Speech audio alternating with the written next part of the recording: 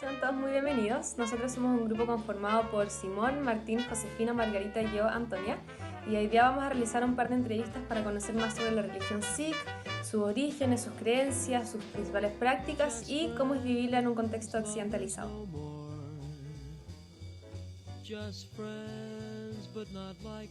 Bueno, o sea, más que nada todo regresa a lo que Guru Nanak comentó. Y, o sea, Guru Nanak como una figura histórica es bastante interesante porque si tú ves su vida antes de como iluminarse, entre comillas, era como bastante, era como muy humano, ¿no? Y era una de estas personas que cuestionaba muchísimo todos los sistemas que existían actualmente en la India, como por ejemplo la división entre religiones, la división entre castas, la división entre yogis y no yogis, y entonces él como que hacía una cuestión de que cuestionaba todo y a la misma vez quería aprender de absolutamente todo. Esta agradable voz pertenece a Amrit Ramos, profesora de Kundalini Yoga y esposa de Florencia Bardavid, profesora del Instituto de Música de la Pontificia Universidad Católica. La historia va, y esto es como súper clave para entender, como la historia, porque todos los pilares del sikhismo vienen de esto, pero la historia va que él se bañaba todas las mañanas en el río, y un día se estaba bañando y no apareció. Y no apareció, y no apareció, y en ese entonces se llamaba Nanak. Entonces todos decían, Nanak murió, no lo encontramos, todos debieron irse en el río, sumergerse, y nadie lo vio salir. Y lo buscaron, y lo buscaron, y lo buscaron, y ya hasta casi el funeral, porque pasó 3 días, y no encontraban ni el cuerpo, no encontraban a Nanak, y en el tercer día salió del río, del mismo lugar que a donde había ingresado, iluminado, ¿no? Y ahí hay un simbolismo muy potente, o sea, los 3 días, que es como algo que se repite en muchas culturas, salir del agua, una cuestión purificada también. Exacto. Entonces sale del agua y lo primero que dice es Ek Onkar. Y Ek Onkar es todos somos uno. Y de ahí empieza a recitar y a recitar y a recitar todo un poema que es el pilar fundamental del sikhismo, que se llama Japji. Y básicamente lo que él describe en el Japji, que es un poema hermoso, toma como lento, como 30 minutos de recitar, rápido si te lo sabes así corriendo, como 11. Y entonces cuando sale... Me imagino que no está en español también, ¿no? Sí, está en español y está traducido a muchos idiomas. Bueno, caso hecho es de que él sale y dice todo esto y básicamente es como dice Ekonkar, que es todos somos uno, y de ahí comienza con la primera estrofa que básicamente habla de la cristalización del ser. Y después él cuenta que lo que él intentó hacer es de que cuando él se sumergió en el agua, cuando salió 3 días después, recontó que había entrado en un estado tan meditativo que pudo ver absolutamente toda la creación, el juego de la creación, cómo se manifiesta, cómo no, etc. Lo que él plasmó en el Japji es básicamente eso, la cristalización del alma y la vida, ¿no? Entonces eso se vuelve el pilar de su vida, lo que él vivió. Y de ahí él decide con un chico que se llama Mardana empezar a viajar y a como compartir este mensaje de cómo realmente como todo es, como estas estructuras que hemos creado es una ilusión, la realidad es de que todos somos uno y todo a través del canto. Entonces hay un componente dentro de la religión a donde tiene que ver mucho con como la vibración, ¿no? Porque al final lo que dice Guru Nanak es que lo que nos une a todo es una vibración. Y por eso todos somos uno, porque al final de cuentas, Dios es la vibración.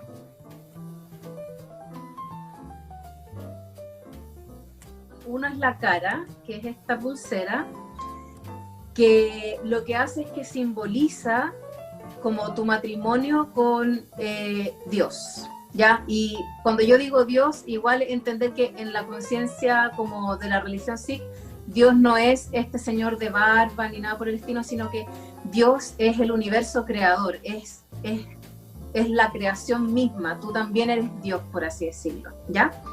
Entonces la cara es como este símbolo de recordar que nada tiene ni un principio ni un fin, y todo está unido.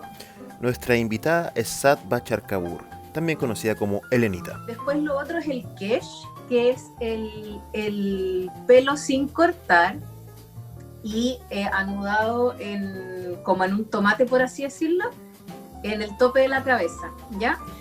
Y lo que pasa es que el pelo es una antena, por así decirlo, receptora de energía, ya del prana.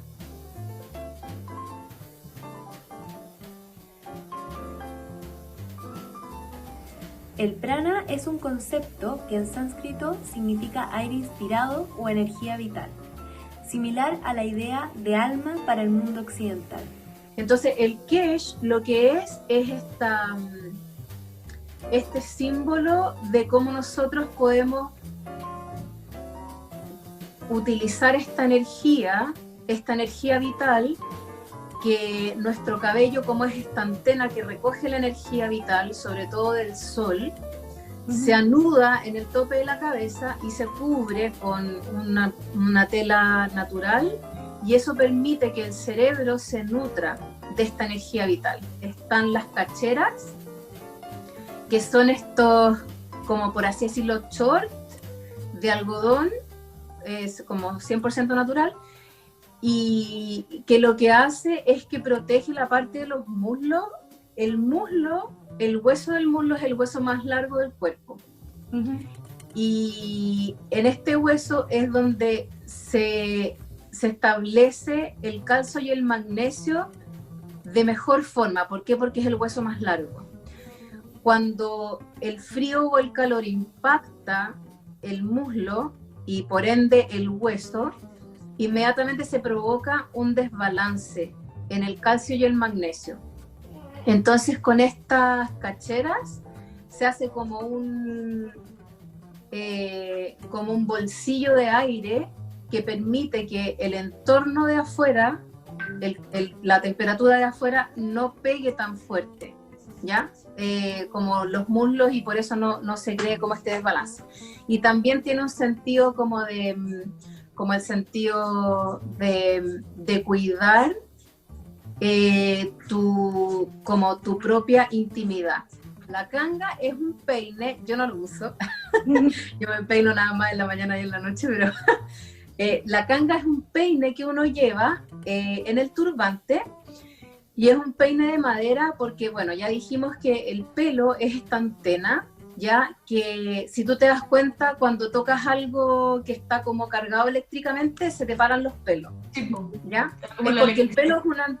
Claro, es porque el pelo es una antena, ¿ya? Y cuando tú te lo peinas con peine plástico, por ejemplo, o metálico, también pasa esto, porque no está permitiendo como recolectar la energía, sino que la energía queda así como parada. Entonces el peine de madera lo que hace es que permite como tener tu campo electromagnético, por así decirlo, neutral. El kirpan es este pequeño cuchillo que nosotros utilizamos. Bueno, yo ahora no ando con kirpan, pero por periodos lo ocupo, así siempre ando con el kirpan como puesto, y es un cuchillo que, en definitiva, ¿cuál es como el modelo del Sikh? Como a qué es lo que uno aspira. El Sikh aspira a ser un santo guerrero, ¿ya? Y guerrero no como voy a ir a conquistar tierras o quiero el oro o el petróleo del otro, sino que guerrero en el sentido de que tú eres un guerrero por los valores universales. Ese es como el sentido del santo guerrero Sikh. Entonces el kirpan es este símbolo de las 5K que hace que tú siempre estés como dispuesto y listo para defender a otros o a ti mismo en cualquier circunstancia que estés. Por eso también es que otra de las prácticas como importante dentro del camino Sikh es un arte marcial que se llama Gatka, ¿ya? Que es un arte marcial que crearon los Sikh, y tú como que te entrenas en este arte marcial para poder, en definitiva, defender de hecho mi marido es típico, así como que hay alguien peleándose en la calle y va así para a la gente. Sí, básicamente hace 40 años llegó un señor de la India que se llamaba Yogi Bhajan, y él fue como un embajador, entre comillas, que empezó. Él era yogi y también era Sikh, y y entonces él empezó como un movimiento más que nada a través del yoga con los hippies en Estados Unidos. En realidad de los años 60, el año 68 llegó a Occidente. Sí. Y bueno, entonces como que él empezó a enseñar yoga a los hippies y se metió como en todo este movimiento de yoga, etc. Él al principio estaba muy así como mantén yoga y kundalini y sikhismo separado, pero a la medida que fue como evolucionando la cosa, se alargó la cosa. Entonces él se juntó. Entonces él en algún momento empezó a instaurar esta cuestión de usar blanco porque te expande tu aura, como razones yógicas, más que nada, no razones de Sikh, y empezó a utilizar muchos de los rezos Sikhs dentro de la práctica del yoga, que algunos hindúes están Sikhs hindúes están muy irritados con eso. Entonces, no sé, hay componentes, porque aquí está la cosa, cuando tú ves la historia de los Sikhs, hay componentes de disciplina yógica desde Guru Nanak dentro de la disciplina del sikhismo, pero nunca fue explícitamente así como dicho, ¿me explico? Claro, de hecho, claro. El hijo de Guru Nanak, que se llama Baba Siri Chand, fue el yogi más yogi de todo el planeta, o sea, él vivió como 180 años y fue como de hecho fue el único yogi que todas las escuelas de yoga se postraron ante él y creó una vertiente de yoga que se llama Udasis. Entonces, como que ahí hay toda una historia también. Entonces, como te dije, Guru Nanak sí incorporó cosas yógicas, pero nunca fue como... No fue una parte fundamental de la práctica, digamos. Sí, entonces lo que Yogi Bhajan dice es de que hubo una parte secreta, que hubo una vertiente Sikh que sí continuó con las prácticas más secretas yógicas y que él solo las trajo a la luz. Ahora, eso está todo siendo cuestionado por otras razones, pero eso es como él empezó, por eso empezó como a mezclar todo en una práctica.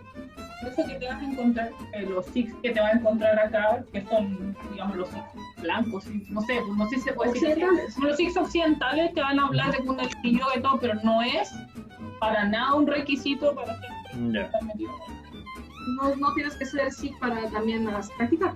Y claro, y para practicar kundalini yoga no tienes que ser Sikh para practicar kundalini yoga. Bueno, de hecho es eso. Entonces, la mayoría de las personas que te vas a encontrar en blanco no son udasis. Son Sikhs que fueron inspirados a convertirse al sikhismo, como mis papás, por este personaje Yogi Bhajan que trajo esto al oeste. Y en honor al tiempo, eso es lo que podemos hablar del sikhismo. Si quieren, podemos ocupar un poquito más del tiempo de la clase para aclarar algunos puntos o profundizar un poco más. Hasta la próxima.